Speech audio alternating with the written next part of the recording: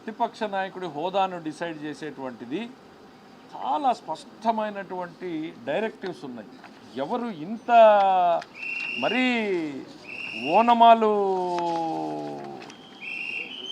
కూడా చూసుకోకుండా ఎట్లా మీ చేత ఈ లేఖ రాయించారో మీకు వచ్చిన ఆలోచన నాకు అర్థం కాదు.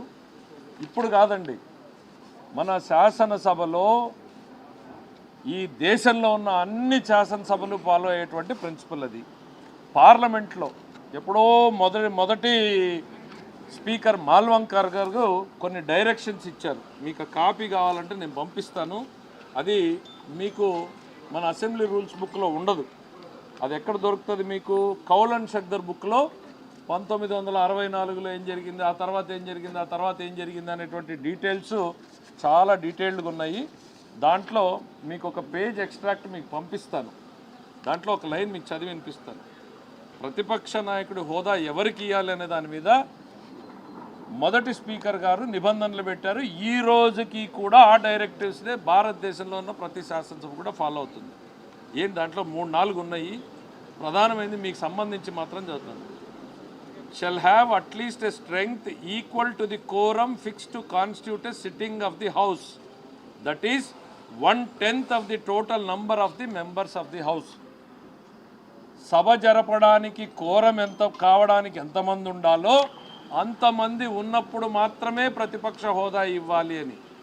అది కూడా ఎంత అనేది కూడా అందులోనే స్పష్టం చేశాడు. 1/10 ఆఫ్ ది హౌస్, 10వ వంతు సభలో ఉన్నటువంటి సభ్యుల్లో 10వ వంతు ఉన్న వాళ్ళకి మాత్రం, దట్ ఈస్ 10%. మా జగన్మోహన్ రెడ్డి గారు మీరే మొన్నటిదాకా గవర్నమెంట్లో ఉన్నప్పుడు ఏమన్నారు మీరు? సిటీకేస్తే చంద్రబాబు నాయుడు గారు ఉన్న వెనకాల 5 మంది వస్తే చంద్రబాబు నాయుడు గారికి ప్రతిపక్ష హోదా ఉండదన్నారు. చిటికెలు వేస్తూనే ఉన్నారు 5 ఏళ్లలో. ఏమైంది?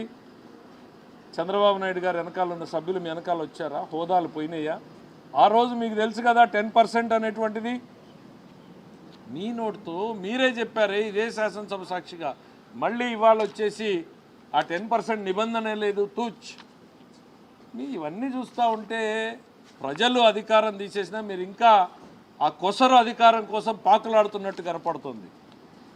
ప్రతిపక్ష నాయకుడు అంటే క్యాబినెట్ ర్యాంక్ వస్తుంది, దాన్ని పెట్టుకునేదో జులుం చేయొచ్చు అనేటువంటి ఆలోచనలు ఏమన్నా ఉన్నారో మార్చుకోండి. ఆలోచన ధోరణి మార్చుకోండి.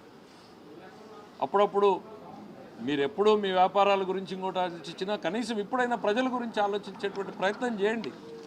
మీ అధికారాలు మీరు ఎంతసేపు ఉన్న దానికోసం మీ తపన ఆరాటం కనపడుతుంది తప్ప ప్రతిపక్ష హోదా నాయకుడు మీరు మాట్లాడాలి అనుకుంటే మేము మొదటి రోజు చెప్పాం కదా, రండి శాసనసభకు. అందరు శాసనసభ్యుల్లాగానే మీకు మాట్లాడేటువంటి అవకాశం ఉంటుంది. ఎందుకు మీరు ప్రతిపక్ష హోదా కావాలి, నేనేదో ప్రజా సమస్యలు ఇప్పుడు గుర్తుకొచ్చినాయా మీకు? ఇంకా మీరు ఏం రాశారు లెటర్లో?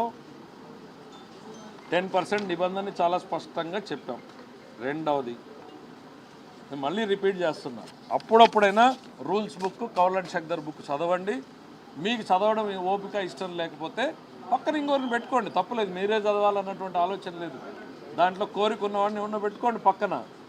చెప్పాను కదా, గతంలో సలహాదారులు పెట్టుకుని ఇక్కడ దాకా వచ్చారు. ఈ లెటర్ రాసిన సలహాదారుడి మాట అంటే మీరు ఎక్కడికి పోతారో మాకు స్పష్టత వస్తూ ఉంది.